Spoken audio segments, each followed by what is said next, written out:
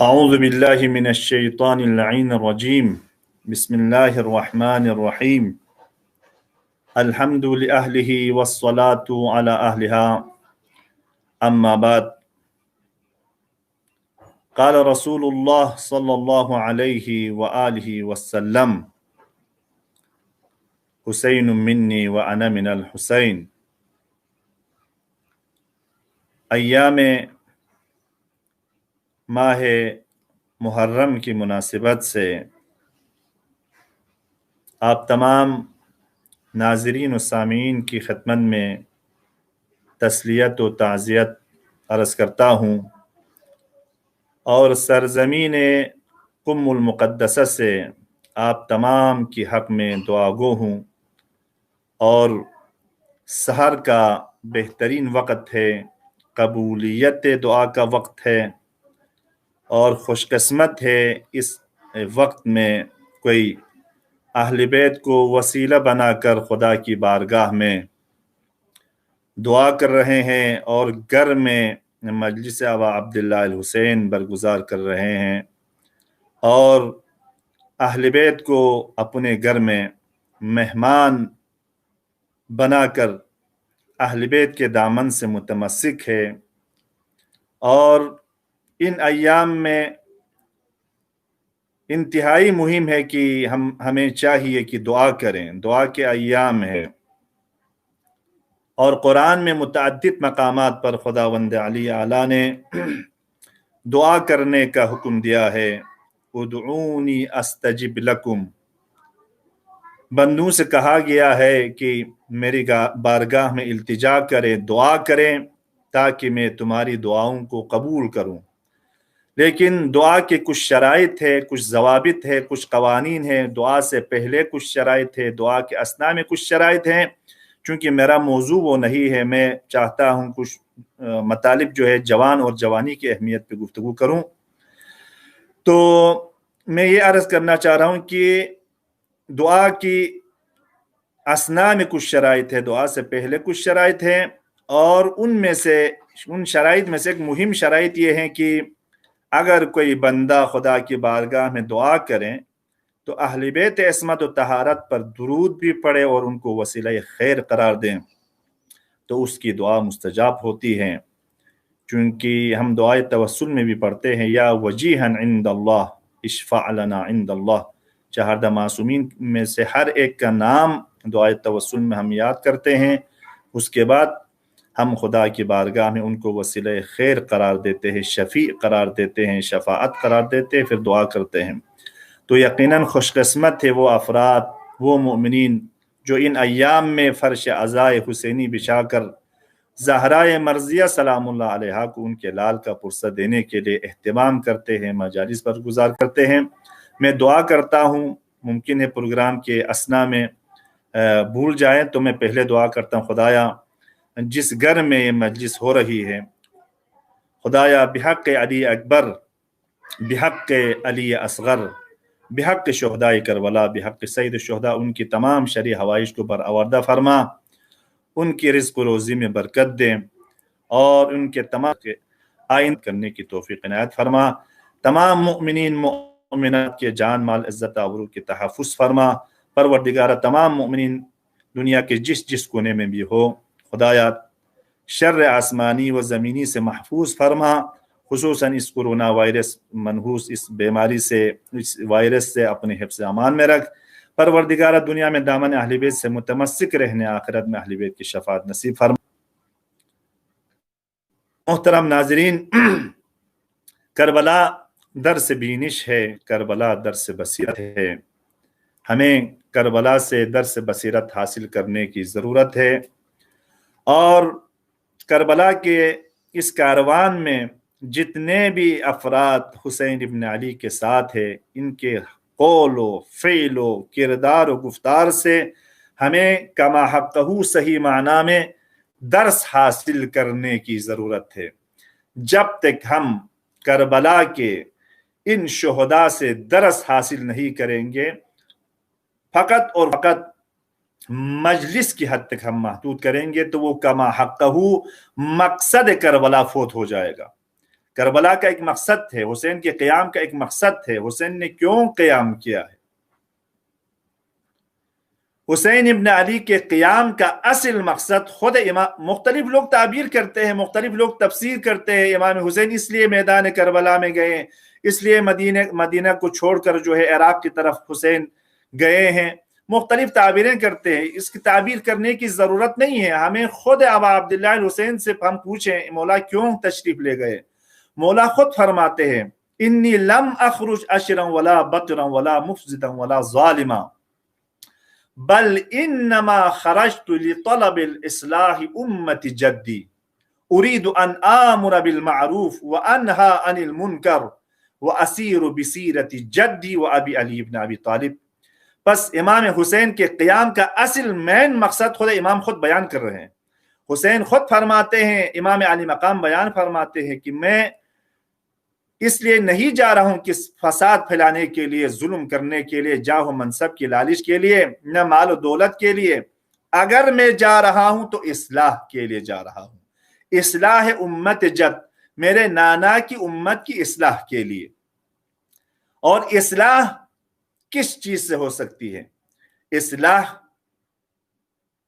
امر بمعروف سے، اريد ان آمر بالمعروف وانہى عن المنکر، میں امر بمعروف کرنے کے لیے جا رہا ہوں، معروف چیزوں کا، یعنی جن چیزوں کو خدا نے کرنے کا حکم دیا ہے، انجام دینے کا حکم دیا ہے، ان چیزوں کے بارے میں دعوت دینے کے لیے، اور جن چیزوں سے خدا نے منع کیا ہے، نہیں کیا ہے، ان چیزوں سے روکنے کے لیے میں جا رہا ہوں۔ اور اس کے آگے فرماتے ہیں وَأَسِيرُ بِسِيرَةِ جَدِّي، میرے نانا کی سیرت پر لوگوں کو لانے کے لیے، میرے نانا کی سیرت پر گامزن کرانے کے لیے، اور وَأَبِي علی ابن ابی طالب، میرے بابا علی مرتضیٰ کی سیرت پہ لوگوں کو لانے کے لیے میں جا رہا ہوں۔ بس حسین کے قیام کا مقصد واضح ہوا، امام نے خود بیان فرمایا۔ میں اسی پر روک کے میں دو جملہ اور عرض کرنا چاہتا ہوں۔ اصلاح کی ضرورت ہے عزیزان من، خصوصاً جوانان جو یورپ میں زندگی گزار رہے ہیں، ان سے میں ریکویسٹ کرتا ہوں، میں عرض کرتا ہوں، دیکھیں علی اکبر کی سیرت کو اگر اپنانا ہے تو علی اکبر کی عظمت کو خود امام حسین نے علی اکبر کی عظمت کو یوں بیان فرمایا ہے اللہم اشہد ہؤلاء القوم۔ امام حسین علی اکبر کی عظمت کو یوں بیان فرماتے، خداوندہ تو شاہد رہنا، میں ایک ایسے جوان کو اشقیاء کی طرف بھیج رہا ہوں، یہ ایک ایسا عظیم جوان ہے جو اشقیاء کی طرف جا رہا ہے۔ اس کی عظمت یہ ہے خلقاً و خلقاً و منطقاً برسولک، اخلاق کے لحاظ سے، کردار کے لحاظ سے، گفتار کے لحاظ سے تیرے رسول کی مشابہت جوان ہے۔ یعنی بس علی اکبر کی عظمت یہ ہے اخلاق میں، کردار میں، گفتار میں اور منطق میں، گفتار میں پیغمبر کے مشابہ ہے۔ اس جوان کو آج میدان کربلا میں حسین اشقیاء کی طرف جانے کی اجازت دے رہے ہیں۔ یہاں پر منظور کا لفظ استعمال ہوا، اور حسین کی جذبات میں گفتگو نہیں کرتے۔ حسین ابن علی حقیقت کی عکاسی کرنے والی ذات ہے، حق کو بیان کرنے والی ذات ہے، حق کو بیان کرنے والی عظیم ہستی ہے۔ اپنے بیٹے ہونے کی وجہ سے جذبات میں حسین گفتگو نہیں کرتے، لہٰذا منطق رسول کے لیے علماء نے تفسیر کی ہے، میں اس تفسیر کو آپ کی خدمت میں بیان کرنا چاہتا ہوں۔ جوانوں سے خصوصی توجہ کا طالب ہوں، نوجوانوں سے خصوصی توجہ کا طلبگار ہوں۔ منطق دو قسم کی تفسیر کیا ہے علماء نے۔ ایک تفسیر یہ ہے منطق رسول، منطقاً کہا امام حسین نے، منطق یعنی منطق رسول ہے علی اکبر۔ منطق رسول سے مراد یعنی ایک بعض علماء نے اس طرح بیان کیا ہے کہ ایک تفسیر یہ ہے کہ علی اکبر کی آواز پیغمبر کی آواز سے ملتی جلتی تھی، علی اکبر کی آواز پیغمبر کی آواز سے مشابہت رکھتی تھی، اس لیے کہا منطق رسول، یعنی علی اکبر کی آواز اینہو پیغمبر کی آواز جیسی تھی، اس لیے حسین نے کہا کہ اکبر کی آواز رسول گرامی کی آواز کی طرح ہے۔ لیکن عزیزان من، ایک تفسیر اس سے بھی بہت مہم تفسیر علماء نے کیا ہے، وہ تفسیر یہ ہے، علماء بیان فرماتے ہیں کہ منطق رسول سے مراد یہ ہے کہ علی اکبر جب بھی کہیں بھی جہاں بھی کوئی موقع ملتا تھا، کہیں پر کوئی گفتگو کرنے کا موقع فراہم ہوتا تھا، تو علی اکبر اپنی مرضی سے یا اپنی خواہشات نفسانی سے گفتگو نہیں کرتے۔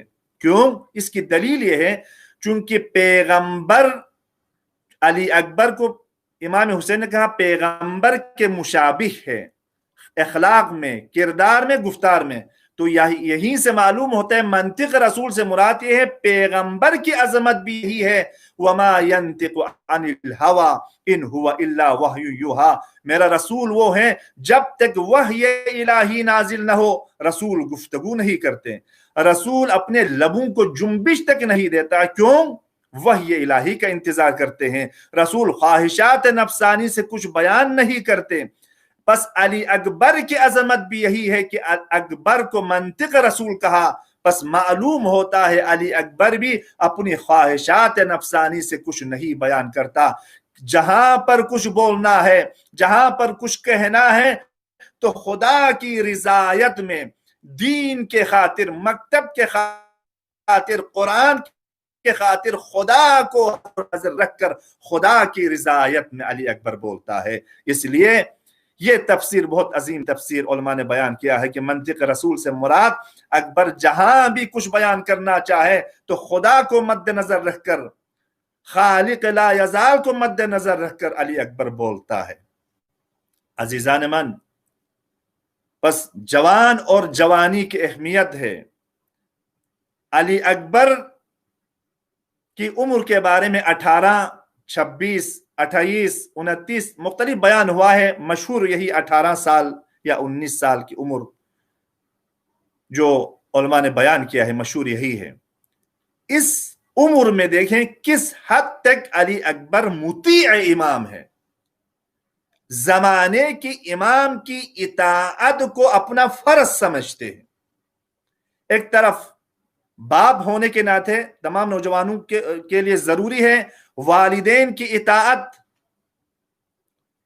یورپ میں زندگی کر رہے ہیں تو کچھ مدت کے بعد وہاں کے ماحول میں آ کر جو ہے والدین کے احترام چھوڑ دیں، یہ انسانیت نہیں ہے، یہ بندگی نہیں ہے، یہ مومن کی علامت نہیں ہے۔ لہٰذا مومن کی علامت یہ ہے والدین کی اطاعت۔ علی اکبر کی سیرت سے اگر کچھ حاصل کرنا ہے تو علی اکبر نے امام کو ایک مقام پر بے عنوان باپ، بے عنوان والد اطاعت کرتے ہیں، ایک مرتبہ اس سے بالاتر مرحلہ بے عنوان امام اطاعت کرتے ہیں۔ والدین کے بارے میں ہے وَلَا تَقُلْ لَهُمَا اف، والدین کے لیے اف تک نہیں کہنا۔ اف سے مطلب یہ ہے، علماء بیان فرماتے اف سے چھوٹا لفظ اگر ہوتا بے احترامی کے لیے عرب میں تو قرآن وہ استعمال کرتا۔ اف سے ضعیف اور کمزور لفظ ہی نہیں ہے، یعنی یہ کمزور اور ضعیف اور بے احترامی کے لیے سب سے ادنا لفظ بھی والدین کے لیے استعمال نہیں کر سکتے، اف بھی نہیں کہہ سکتے۔ تو نعوذ باللہ اگر کوئی والدین کی بے احترامی کرے، کوئی ان سے بحث کرے، کوئی نعوذ باللہ اس سے بھی آگے مرحلے میں بدتمیزی کرنا شروع کرے، نعوذ باللہ نعوذ باللہ، تو وہ خطرناک ہو سکتا ہے اور انسان کی، اور اگر اس مرحلے میں پہنچ جائے تو انسان کی عمر گٹ جاتی ہے۔ عمر گٹنے والے بہت سی چیزیں ہیں، ان میں سے ایک یہی ہے اگر کوئی انسان والدین کی نافرمانی کرے، والدین کو ستائیں، والدین پر ظلم کرے اور والدین کی نافرمانی کے مصداق میں شامل ہو جائے تو اس کی عمر گٹ جاتی ہے، اس کی عمر کم ہو جاتی ہے۔ لہٰذا ایک علی اکبر کی سیرت سے اگر ہم نے کچھ حاصل کرنا ہے تو اطاعت والدین ہے اور اطاعت امام ہے، اور اس کے بعد حق پر جو ہے مر مٹنے کے لیے تیار ہونا، یہ بھی علی اکبر کی سیرت ہے۔ منزل ثعلبیہ پر جب حسین کا قافلہ پہنچا، امام حسین نے کلمہ استرجاع زبان پر جاری فرمایا تو اکبر جیسے جوان موجود تھے آگے بڑھے، پوچھا بابا اس موقع پر آپ جو ہے کلمہ استرجاع زبان پر جاری کر رہے ہیں، اس کی وجہ کیا ہے؟ مولا نے بیان فرمایا بیٹا کوئی منادی ندا دے رہا ہے، کہہ رہا ہے کہ یہ قافلہ آگے آگے جا رہا ہے، ان کے پیچھے تیزی سے موت آ رہی ہے۔ تو علی اکبر نے سوال کیا بابا افلسنا من الحق، بابا کیا ہم حق پر نہیں ہیں؟ تو حسین نے فرمایا بیٹا ہم حق پر ہے، حق ہمارے ساتھ ہے، ہم حق کے ساتھ ہے، چونکہ علی کا فرزند ہے، ان کا نواسا ہے، سیدہ شباب اہل الجنہ ہے، خانوادہ عصمت و طہارت سے منسلک ہے، علی مع الحق والحق مع علی، تو یہ خاندان ہے۔ فرمایا ہم حق پر ہے، تو علی اکبر نے فرمایا بابا مجھے موت کا کوئی خوف نہیں ہے کہ ہم موت کے آغوش میں جائے یا موت ہمارے استقبال میں آئے۔ اکبر حق پر مر مٹنے کے لیے تیار ہو جاتے ہیں۔ چوتھے نمبر پر جوانوں کے لیے ضروری ہے، علی اکبر سے اگر درس لینا ہے تو دنیا کو حسین نے اکبر کے ذریعے ایک میسج دیا، ایک پیغام دیا۔ وہ کیا ہے؟ صبح عاشور جو ہے حسین کے ساتھ مؤذن موجود ہے، اس کے باوجود علی اکبر سے خطاب ہے، اکبر آج زندگی کا آخری اذان تمہیں دینا ہوگا بیٹا۔ علی اکبر اذان دیتا ہے، اس کا کیا مطلب؟ اس میں پیغام ہے، پیغام یہ ہے جوانوں نوجوانوں نماز کی اہمیت کو جان لیں، دین میں نماز کی کیا اہمیت ہے، اذان کی کیا اہمیت ہے۔ حسین اس جنگ کے سخت ترین مرحلے میں بھی نماز کو یاد کر رہا ہے۔ امام روز عاشورہ فرماتے ہیں انی احب الصلاۃ، میں عاشق نماز ہوں، میں عاشق نماز ہوں۔ نماز کا عاشق ہے حسین، اس لیے اپنے بیٹے کو اپنے مؤذن ساتھ ہونے کے باوجود علی اکبر جو سب سے عزیز ترین حسین کا فرزند ہے، بیٹا ہے، کڑیل تنہا عن الفحشاء والمنکر، بے شک نماز انسان کو بے حیائی سے روکتی ہے، نماز انسان کو ضلالت سے روکتی ہے، گمراہی سے روکتی ہے۔ کسی شخص نے امام جعفر صادق سے سوال کیا مولا مجھے نماز قبول ہوئی ہے یا نہیں؟ امام نے فرمایا تمہاری نماز قبول ہوئی ہے کہ یا نہیں، اس کو جاننے کے لیے طریقہ یہ ہے کہ نماز پڑھنے کے بعد تم غلط کاموں سے اپنے آپ کو بچا سکے تو سمجھ لینا نماز قبول ہو گئی۔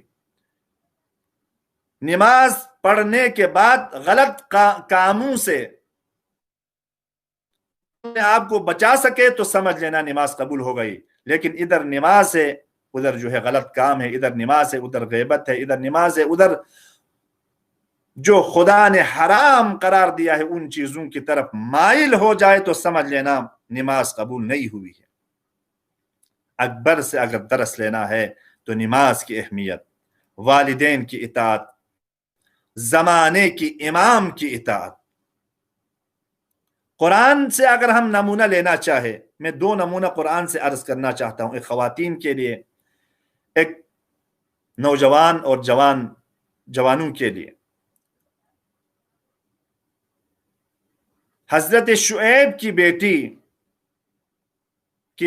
کے بارے میں جو ہے قرآن کی آیت مشہور و معروف ہے، فجاءت احداہما، جب حضرت موسیٰ فرعون کے ظلم سے اپنے شہر کو چھوڑ کر باغ نکلے تھے تو ایک مقام ایسا آیا، حضرت شعیب کے علاقے میں پہنچے اور وہاں پر وہ سارا ماجرہ میں بیان وقت نہیں ہے، تو حضرت شعیب کی بیٹیاں جو ہے اپنے وہ جانوروں کو پانی لینے کے لیے آئی ہوئی تھی، تو اس وقت حضرت موسیٰ نے ان کو مدد کی، ان کے جانوروں کو پانی دیا، اور اس کے بعد حضرت شعیب کی بیٹیاں گھر واپس جاتی ہے اور حضرت شعیب نے حضرت موسیٰ کو بلانے کے لیے اپنی بیٹی کو بھیج دیتی ہے۔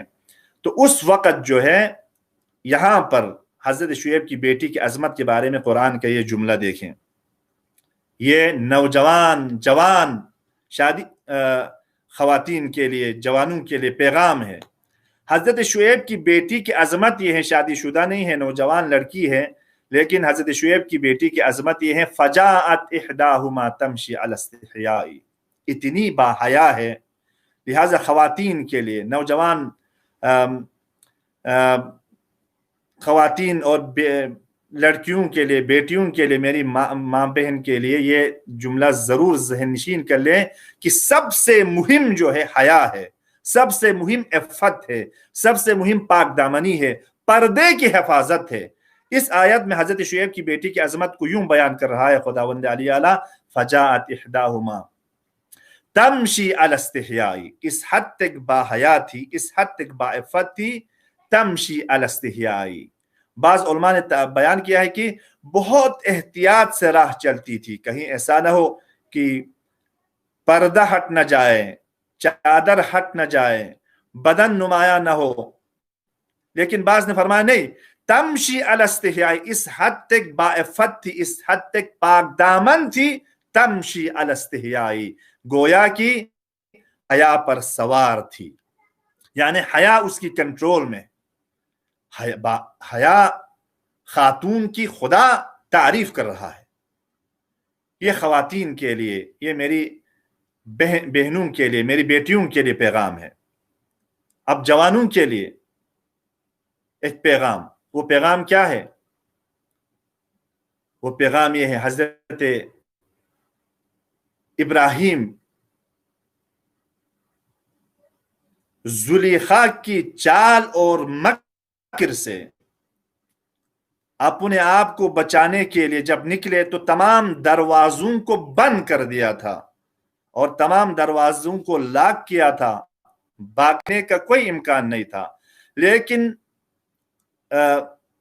معذرت کے ساتھ حضرت یوسف کی میں عرض کر رہا ہوں، حضرت یوسف جو ہے اس بند دروازوں سے نکلنا چاہا تو کس طرح؟ حضرت یوسف جو ہے محصور کر دیا تھا حضرت یوسف کو، لیکن چونکہ خدا کی رضا کے لیے اس بند دروازے کی طرف قدم بڑھاتے ہیں تو خدا نے یوسف کی مدد کی کہ تمام دروازے یہ کے بعد دیگرے خدا نے کھول دیے، بند لاک کیا ہوا دروازہ خدا نے یوسف کے لیے کھول دیے۔ اور کیا میرا اور آپ کا خدا بھی یوسف کے خدا سے فرق ہے؟ وہی خدا میرے اور آپ کا بھی ہے۔ اگر ہم خدا کی رضا کے لیے کوئی قدم بڑھائیں تو بند دروازہ، لاک شدہ دروازہ بھی خدا ہمارے لیے بھی کھول دیں گے۔ کوئی فرق نہیں ہے یوسف کے خدا اور میرے اور آپ کے خدا میں۔ مانگنے کا طریقہ اور خدا سے راز و نیاز کرنے کا طریقہ، خدا سے لو لگانے کا طریقہ، خدا کی بارگاہ میں جانے کا طریقہ، وہ سلیقہ آنا چاہیے۔ اور دوسرا ایک نمونہ جوانوں کے لیے وہ کیا ہے؟ حضرت ابراہیم ہے۔ حضرت ابراہیم نے خواب میں دیکھا اپنے بیٹے کو ذبح کرتے ہوئے۔ اس خواب کی تعبیر کے لیے پورا واقعہ آپ کے ذہن میں ہے، تو اپنے بیٹے سے کہا کہ بیٹا میں نے خواب میں دیکھا ہے، انی رآ فی المنام انی اذبحک، بیٹا میں نے خواب میں دیکھا ہے میں تجھے ذبح کر رہا ہوں۔ تو بیٹا بھی نبوت کے خواب میں شک نہیں کر رہا ہے، باپ بھی ہے، نبی بھی ہے، بیٹے نے نبوت کے خواب میں شک نہیں کیا۔ یا ابت افعل ما تؤمر ستجدنی انشاءاللہ من الصابرین، بابا جو کچھ آپ نے خواب میں دیکھا ہے وہ انجام دیجئے، انشاءاللہ آپ مجھے صابرین میں پائیں گے۔ فلما اسلما، جب دونوں تسلیم ہو گئے، باپ بیٹے کو ذبح کرنے پہ آمدہ، بیٹا ذبح ہونے پہ آمدہ۔ اس سے کمال کی جو ہے رضایت اور کمال کی جو ہے بندگی کہاں سے ملتی ہے؟ یہ بندگی کی انتہائی منزل ہے۔ جب حضرت ابراہیم نے اسماعیل کو ذبح کرنا چاہا، پورا میں واقعہ بیان نہیں کر رہا، ذبح کرنا چاہا، تو اب سنیے، راستے میں جو رکاوٹیں شیطان نے جو ورغلانے کی کوشش کی، کبھی حضرت ابراہیم کی طرف، کبھی اسماعیل کی طرف، حتیٰ حضرت حاجر کی دولت سرا میں بھی آ کے ورغلانے کی کوشش کی شیطان نے۔ تو اسی لیے حجاج کے لیے ضروری ہے کہ ان تین مقامات پر جو ہے سنگریزہ جو مارتے ہیں، ابھی جو شیطان کے جو جگہ ہے اس کے جو مجسمے بنائے ہوئے ہیں، وہاں پہ ستون جو بنائے ہیں، تو وہ اسی لیے ہے، سنت ابراہیمی ہے۔ بیٹے کو ذبح کرنا چاہا، اب ذبح کرنے کے مرحلے پر جب پہنچے، کئی مرتبہ ذبح کرنا چاہا، لیکن باپ ہے آخر، ہاتھ لرزتے ہیں، بیٹا ہے، باپ اور بیٹے کی محبت کی وجہ سے آنکھ پر پٹی باندھ دیتے ہیں تاکہ وہ محبت کی وجہ سے جو ہے ہاتھ نہ لرزے۔ کئی مرتبہ کوشش کی لیکن دوبارہ پٹی کھولنے کے بعد دیکھا ذبح نہیں ہوا ہے۔ بہرحال پھر خدا نے کہا یا ابراہیم قد صدقت الرؤیا، ابراہیم تو نے خواب کو سچ کر دکھایا۔ ہمارا مقصد بیٹے کو ذبح کرنا نہیں ہے، اور جنت سے وہ دمبا یا وہ جانور خدا نے جو عطا کیے اس کی جگہ پر حضرت اسماعیل کی جگہ پہ وہ ذبح ہوتا ہے۔ اور جملہ آگے ادامہ ہے وَفَدَيْنَاهُ بِذِبْحٍ عَظِيمٍ، ابراہیم تو نے خواب کو سچ کر دکھایا، ہمارا مقصد اسماعیل ذبح ہونا نہیں ہے، ہم نے اس قربانی کو ذبح عظیم میں بدل دیا۔ بس آپ سمجھ گئے ہوں گے میں کیا کہنا چاہ رہا ہوں۔ تاریخ بتاتی ہے جب حضرت ابراہیم اور حضرت اسماعیل واپس تشریف لائے اپنے دولت کدے میں، دولت سرا میں، تو حضرت اسماعیل کی مانگ تڑپ رہی تھی، حضرت اسماعیل کے گلے کی طرف، حلقوم کی طرف نظر کی۔ جب چھری کی علامت دیکھ کر، چھری کی جو نشانات حضرت اسماعیل کی گلے پر دیکھ کر غش طاری ہو گئی، گر پڑی زمین پر۔ فرماتے ہیں، تاریخ بتاتی ہے، اسی بیماری سے، اسی وجہ سے حضرت اسماعیل کی ماں جو ہے اس دنیا سے چلی گئی۔ جوان بیٹے کے گلے پر چھری کے نشانات برداشت نہ کر سکی۔ لیکن آپ ابراہیم و اسماعیل کربلا کی طرف دیکھیں، آج حسین کی عظمت کو دیکھیں، اسماعیل کربلا علی اکبر کی عظمت کو دیکھیں۔ مجھے نہیں معلوم میرے پاس کتنے باقی ہے، میں نے توجہ نہیں کی، ٹائم میرے پاس کتنے منٹ کا وقت ہے، تو میں 2-3 جملہ ذکر مصیبت حضرت علی اکبر عرض کرنا چاہتا ہوں۔ آج حسین کی بارگاہ میں علی اکبر آتے ہیں اس نے جہاد لینے کے لیے۔ بعض روایت میں بنی ہاشم کا یہ پہلا جوان ہے جو حسین کی بارگاہ میں آتے ہیں اس نے جہاد طلب کرنے کے لیے۔ امام علی مقام نے بعض روایت کے مطابق، مختلف روایتیں ہیں، کہا کہ بیٹا تمہارے اوپر تمہاری پھپھی کا حق زیادہ ہے، جا کر جناب زینب سلام اللہ علیہا سے اجازت لے لیں۔ علی اکبر حضرت زینب سلام اللہ علیہا کی خیمے میں جاتے ہیں، لیکن جرأت نہیں ہوئی، چونکہ زینب بہت چاہتی تھی علی اکبر کو، علی اکبر سے بہت محبت کرتی تھی، اس لیے علی اکبر کو ہمت نہیں ہوئی کہ جناب زینب سلام اللہ علیہا سے اجازت مانگی۔ لیکن اہل بیت عصمت و طہارت میں تربیت یافتہ جوان ہے، اہل بیت عصمت و طہارت میں تربیت یافتہ، حسین کی دامن میں، حسین کی گود میں تربیت یافتہ جوان ہے، لہذا طریقہ اور سلیقہ آتا تھا اکبر کو۔ سلام کیا، سلام عرض کرنے کے بعد سیدھا جا کر جو ہے جناب زینب سلام اللہ علیہا کی دامن میں اپنے سر رکھ دیتے ہیں، گفتگو کا آغاز کرتے ہیں۔ ایک مرتبہ ایک سوال کیا، وہ سوال بہت سخت سوال تھا۔ سوال کیا علی اکبر نے، پھوپھی اماں میں ایک سوال کرنا چاہتا ہوں۔ کہا بیان کریں، فرمائیں علی اکبر نے کہا پھوپھی اماں اگر روز قیامت جناب سیدہ زہرا سلام اللہ علیہا آپ سے پوچھیں کہ بہن بیٹی زینب کیا تجھے میرا حسین عزیز تھا یا اکبر، پردہ اٹھتا تھا اور گرتا تھا. کئی مرتبہ اکبر کو روکا گیا اور کئی مرتبہ بیویوں نے حلقہ بنا کر اکبر کے اوپر ماتم کی گریہ کی. کبھی سکینہ آتی ہے، کبھی جناب زینب سلام اللہ علیہ، کبھی ام کلثوم فریاد کرتی ہے، روتی ہے. تو بعض علماء بیان فرماتے اس قدر علی اکبر جو ہے مقتل کی طرف جانا اہل بیت کے لیے سخت ہوا جس طرح کسی جوان کا لاشا اٹھ رہا ہو، بہت سخت ہوا. علی اکبر میں ایک جملہ عرض کرتا ہوں، علی اکبر کی وداع اور علی اکبر کی مصیبت جو ہے حسین اور علی اکبر کی ماں کے لیے فقط سخت نہیں ہے بلکہ جناب زینب کے لیے بھی سخت ہے، جناب سکینہ کے لیے بھی سخت تھی، لیکن اس سے بڑھ کر جناب زہرا سلام اللہ علیہا کے لیے بھی سخت تھی، باوجود ان کی ظاہری طور پر جناب زہرا اس دنیا میں نہیں تھی. ایک ذاکر اہل بیت تھا، وہ ہر سال حسین کی بارگاہ میں حسین کی زیارت کے لیے جاتے تھے کاروان کے ساتھ.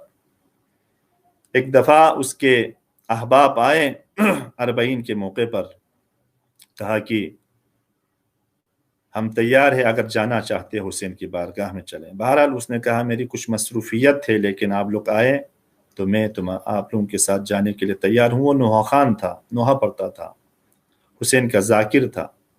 بہرحال کاروان کے ساتھ گئے کربلا، اور اس کا دستور تھا حسین کے حرم میں جا کر حسین کے قبر مطہر کے پاس وہ اپنا جو ہے بیاض جس میں جو نوحہ لکھا ہوا ہے وہ کھولتا تھا، لیکن استخارے کی شکل میں کھولتا تھا. جو بھی نوحہ نکلے وہ حسین کی بارگاہ میں پڑھ کر سینہ زنی کر کے واپس آتے تھے. یہ قافلہ جب کربلا پہنچے، کربلا پہنچنے کے بعد جو ہے شب جمعہ کو حرم امام حسین نوحہ پڑھنا شروع کیا. مومنین خوب قبر حسین کی زیارت کر کے واپس آئے.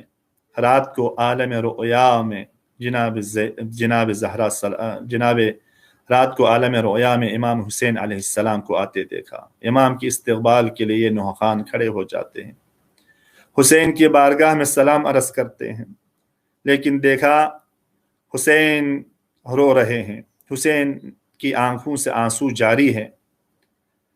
کہا کہ ابن رسول اللہ، رونے کی سبب کہ حرم میں آ کر شب جمعہ علی اکبر کا نوحہ نہ پڑھنا. کہا مولا کیا میں نے نوحہ غلط پڑھا ہے، کیا میں نے روایت غلط پڑھا ہے؟ کہا نہیں، میری ماں جناب زہرا سلام اللہ علیہ تشریف لاتی ہے، جو ہی تو نے علی اکبر کا نوحہ پڑھا میری ماں میری قبر کے اندر بے ہوش ہو گئی ہے.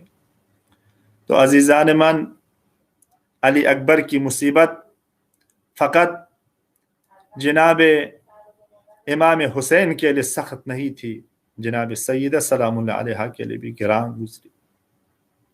آج علی اکبر ودا کرتے ہیں، حسین سے ودا کرتے ہیں، زینب کرتے ہیں، عقاب نامی سواری پر بیٹھ کر اکبر مقتل کی طرف جا رہے ہیں. لیکن جاتے جاتے قدموں کی کچھ آہٹ سنائی دی. مڑ کر دیکھا تو بوڑھا باپ دوبارہ آ رہے ہیں، امام حسین دوبارہ آ رہے ہیں. اکبر مڑ کر دیکھنے کے بعد آپ نے مجھے اجازت دی تھی، دوبارہ کیوں آ رہے ہیں بابا؟ حسین رو کر کہنے لگی کاش اکبر تمہارا بھی کوئی جوان بیٹا ہوتا تو تمہیں اندازہ ہوتا بوڑھے باپ کی جگر پہ کیا مصیبت گزرتی ہے. میں نے ابھی تک دل بھر کر تمہیں نہیں دیکھا تھا، لیکن اکبر میں تمہیں اجازت دینے کے لیے آیا ہوں،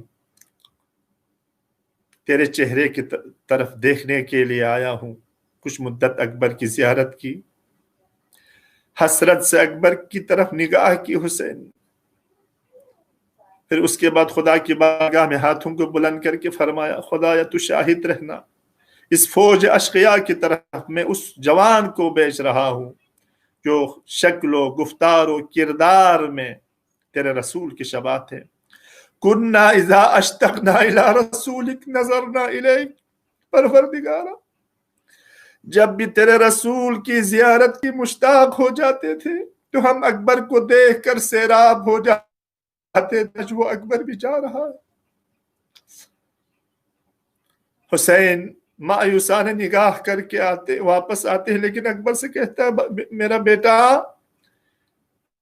ایک بات ذہن میں جاتے جاتے بار بار پیچھے مڑ کر دیکھتے جانا اکبر، تاکہ دل بھر کر تجھے دیکھ سکوں، تاکہ میں دیر تک کی طرف دیکھ سکوں۔ اکبر کیا مصیبت حسین پہ گزر رہی ہے، اسلام کی آبیاری کے لیے، مکتب کو بچانے کے لیے، قرآن کو بچانے کے لیے، شریعت کو بچانے کے لیے میرے مولا نے وہ عظیم قربانی پیش کی۔ وَفَدَيْنَاهُ بِذِبْحٍ عَظِيمٍ۔ عزادارو، ایک مرتبہ علی اکبر میدان میں گئے، دشمن کا مقابلہ کیا، خوب دشمنوں کو واصل جہنم کیا۔ علی اکبر نے دشمنوں کو واصل جہنم کیا۔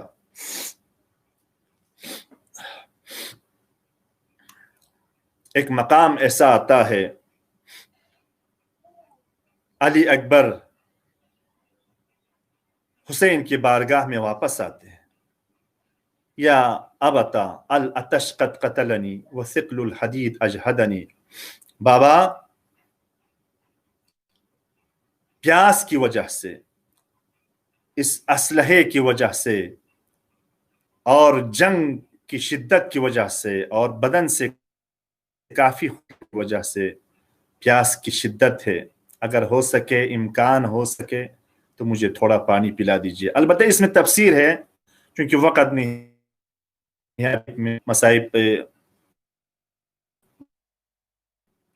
علماء بیان فرماتے ہیں ظاہری طور پر یہی ہے کہ علی اکبر نے حسین سے پانی مانگا، حقیقت میں پانی نہیں مانگ رہا ہے علی اکبر، بلکہ حقیقت میں حسین سے طلب شہادت کر رہے، مولا اس دنیا پر اب رہنے کی کوئی مجھے شوق نہیں ہے، کوئی تمنا نہیں ہے، مولا دعا کریں کہ میں جلد جام شہادت نوش کر سکوں۔ شہادت کی پیاس ہے اکبر کے لیے۔ اور پھر فرمایا مجھے اس اسلحے کی وجہ سے سنگینی ہے، اس اسلحے سے علماء نے تعبیر کی ہے کہ یہ دنیا مجھ پر باری ہو رہی ہے، یہ دنیا جس میں زمانے کے امام کے خلاف اتنے لوگ آئے ہیں، زمانے کے امام کو قتل کرنے کے لیے، سردار جوانان کو قتل کرنے کے لیے اتنے لوگ یزیدی لوگ آئے ہوئے، اس دنیا پر اب رہنے کا کوئی فائدہ نہیں ہے، یہ مجھے سنگینی ہو رہا ہے، مجھے اذیت، مجھے تکلیف دے رہی ہے، یہ ہے حقیقت میں اس کی تعبیر۔ لیکن فرماتے ہیں علماء پھر اگر شہادت کا اتنا جذبہ ہے تو واپس کیوں آئے؟ اس کی علت بھی علماء بیان فرماتے ہیں، وجہ یہی ہے کہ بوڑھی ماں کی دعا جوان کے حق میں مستجاب ہوتی ہے۔ حسین نے اکبر کی ماں سے کہا تھا اکبر کے حق میں دعا کریں، ایک مرتبہ دوبارہ اکبر واپس آئے، بس علی اکبر کی ماں نے دعا کی تھی اور حسین کے چھوٹے چھوٹے ننھے بچوں نے آمین کہا تھا خدا کی بارگاہ میں، اس دعا کو خدا نے جلد قبول کیا، اکبر ایک مرتبہ پھر واپس آئے حسین کی بارگاہ میں۔ حسین نے اپنی زبان اکبر کی دہان میں رکھ لی، لیکن اکبر نے کہا بابا مجھ سے زیادہ آپ پیاسے نظر آتے ہیں، آپ کا زبان خشک ہے۔ وہ حسین جو صبح سے ظہر تک اتنے مصائب و آلام برداشت کر چکے ہیں، اس کا زبان یقیناً خشک ہوں گے۔ علی اکبر دوبارہ اذن جہاد طلب کر کے علی اکبر میدان کارزان میں جاتے ہیں، دشمن کا دوبارہ مقابلہ کرتے ہیں۔ میں پورا واقعہ بیان نہیں کر سکتا ہوں۔ ایک مقام ایسا آیا، منقذ نامی ملعون کمان میں انتظار میں بیٹھا ہوا تھا، وہ کہہ رہا تھا اگر یہ نوجوان میرے سامنے سے گزر جائے تو میں ایک ایسا زخم حسین کے دل پہ چھوڑوں گا۔ وہ دشمن اہل بیت تھا، मुनक़ज़ नामी मलऊन। इतने में अकबर जंग करके बदन मुबारक से काफी खून बह रहा था। एक दुश्मन का तीर अकबर के गले पे लग गया। अकबर संभल न सके, हाथों को उकाब के गले में अकबर जो है जमीन पर गिरने की मरहले में पहुंच गए थे। इतने में अकबर की सवारी उसी मुनक़ज़ नामी मलऊन के सामने से गुजरी, तो उस मलऊन ने एक नेज़ा अली अकबर की तरफ इशारा किया। वो नेज़े का फल अकबर के सीने में पेवस्त हो गई। अकबर अपने आप को मौत और जिंदगी के दरमियान पा रहे हैं। शायद अकबर की तमन्ना थी फिर एक और दफा अपनी मां की जियारत कर सके, अपने बाबा की जियारत कर सके। दुश्मनों को दवाई और दुश्मनों के जख्मों को पट्टी करने के लिए बहुत सारी खवातीन दुश्मन की फौज के साथ थी। वो खवातीन के सामने से, उनके सामने से अली अकबर की सवारी गुजर रही थी। अली अकबर की चेहरे अक़दस को देखकर, वो दुश्मन है, वो खवातीन भी दुआ कर रही है, खुदाया इस जवान का मां दुनिया में जिंदा न हो, अगर इसका मां जिंदा है तो इसकी हालत को देखकर वो इस दुनिया से चली जाएगी। दुश्मन होते हुए अकबर की मुसीबत को बर्दाश्त न कर सकी। ये अकबर है। एक मर्तबा शायद अकबर जमीन करबला पर आए। हर शुहदा से एक इम्तियाज है अकबर के लिए। तमाम शुहदा ने हुसैन को इस्तिगासा किया, मौला मेरी मदद को आए, मौला मेरी मदद के लिए तशरीफ लाए, इस्तिगासा किया। लेकिन अकबर का अंदाज अजब है। अकबर ने सलाम भेजा, अस्सलामु अलैका या अबता, बाबा मेरा आखिरी सलाम हो। उलमा बयान फरमाते हैं कि अकबर ने क्यों हुसैन को इस्तिगासा के लिए नहीं पुकारा, क्यों इस्तिगासा नहीं किया, हुसैन को मदद के लिए क्यों हुसैन को नहीं बुलाया। उलमा बयान फरमाते अकबर ने हुसैन की मजलूमियत का अंदाजा लगाया था। अकबर को हुसैन की मजलूमियत का अंदाजा था। अगर अकबर भी कहे बाबा मैं मजबूर हुआ हूं, मैं परेशान हूं, जब अकबर का आखिरी सलाम सुनकर हुसैन जाते हैं, बाज़ रिवायत के मुताबिक वो हुसैन जो इतने लाशें उठा चुके थे, लेकिन जब अकबर ने इस्तिगासा किया तो हुसैन 2 कदम चलते हैं फिर आराम करते हैं, 2 कदम चलते हैं फिर बैठ जाते हैं। अकबर की मुसीबत हुसैन पर सख्त गुजरा और रास्ता भूल जाते हैं। बहरहाल अकबर के सरहाने पर जब हुसैन पहुंचे तो एक बाइफ़्फ़त पर्दादार खातून बहन कर रही है, रो रही है। देखा कौन है? हुसैन से पहले जनाब ज़ैनब सलामुल्लाह अलैहा पहुंचकर अली अकबर पर मातम कर रही थी। कहा बहन ज़ैनब मुझसे पहले तुम क्यों आई? कहा भैया मुझे यकीन था अगर मुझसे पहले आप पहुंच जाते तो अकबर की मजलूमियत को देखकर, जख्मी बदन को देखकर मुझे एहसास हुआ कि आपकी रूह परवाज हो जाए, लिहाजा आपसे पहले मैं आई हूं। बहरहाल इमाम हुसैन अकबर के सरहाने पर पहुंचे। अकबर के सर को अपने दामन में लिया, खून को साफ किया, अपने चेहरे को अकबर के खून आलू चेहरे पर रखते हैं। फिर भी हुसैन को तसल्ली नहीं हुई। आखिर में हुसैन चाहते हैं कि अकबर को खीमगाह तक लेके आए। अभी अकबर की जान में जान थी। बेटा मैं बूढ़ा बाप हूं, मेरे साथ हमकारी करें, आप दोनों हाथ मेरे गले में डाल दें ताकि मैं तुम्हें खीमगाह तक ले जाऊं। अकबर ने एक हाथ हुसैन के गले में डाला, लेकिन दूसरा हाथ सीने पर रखा। लेकिन हुसैन ने कहा बेटा दूसरा हाथ सीने पर क्यों रखा? अकबर बताना नहीं चाहते हैं। जब देखा वो मुनक़ज़ मलऊन का जो नेज़ा, बर्शी का जो फल है वो अकबर के सीने में बेबस है। हुसैन ने अली अकबर को करबला के जमीन पर लेटाया। लेटाने के बाद حسین، ایک عالم دین کہتا تھا کہ حسین ابن علی نے شاید خدا کی بارگاہ میں التجا کی یا اپنے جد امجد سے مخاطب ہو کر کہا یا رسول اللہ آپ بھی تشریف لائیے اور حضرت ابراہیم کو لے کے آئیے. اور حضرت ابراہیم نے اپنے بیٹا اسماعیل کو ذبح کرتے وقت آنکھوں پر پٹی تھی، بیٹے کے ہاتھوں کو رسی سے باندھ کر اور آنکھوں پر پٹی باندھ کر خدا کی بارگاہ میں اسماعیل کو ذبح کرنا چاہ رہے تھے. لیکن آج ابراہیم کربلا اور اسماعیل کربلا کی قربانی کو دیکھنے کے لیے کربلا تشریف لائے. نہ میری آنکھوں پر پٹی ہے، نہ اکبر کی آنکھوں پر پٹی ہے، نہ اکبر کے ہاتھ پاؤں باندھے ہوئے ہے. بسم اللہ و باللہ وعلی ملت رسول اللہ کہہ کر اکبر کی سینے سے برشی نکلنا چاہا. کربلا کی زمین میں زلزلہ آنا شروع ہوا. در خیمہ سے زینب کی آواز بلند ہوئی، آسمان سے ملائکہ رو رہے ہیں، جنت البقیع سے زہرا بھی رونے کے لیے آئی ہوئی ہے، پیغمبر خدا بھی رو رہے ہیں.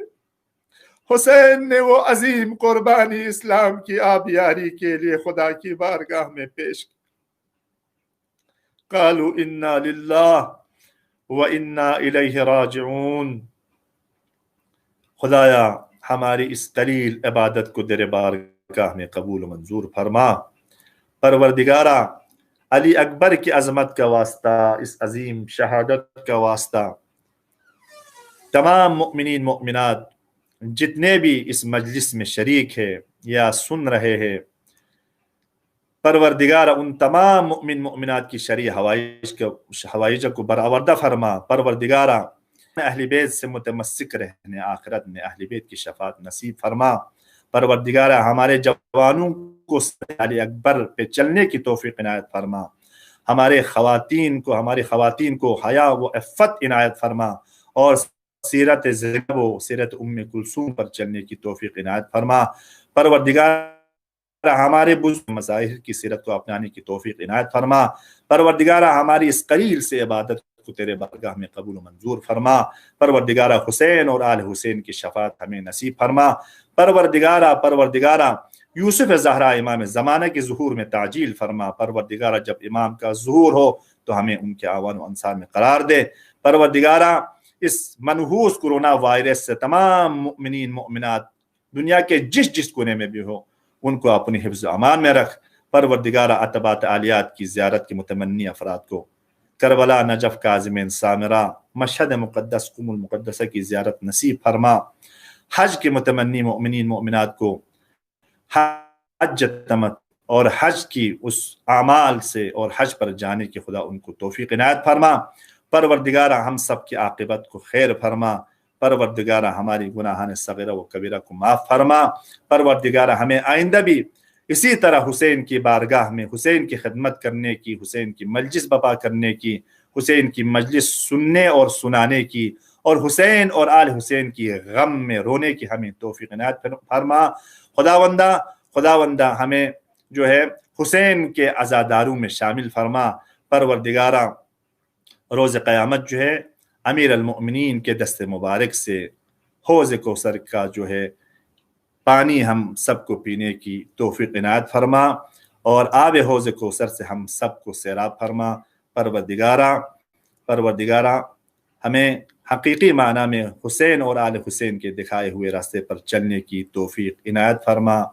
والسلام علیکم ورحمۃ اللہ وبرکاتہ. التماس دعا.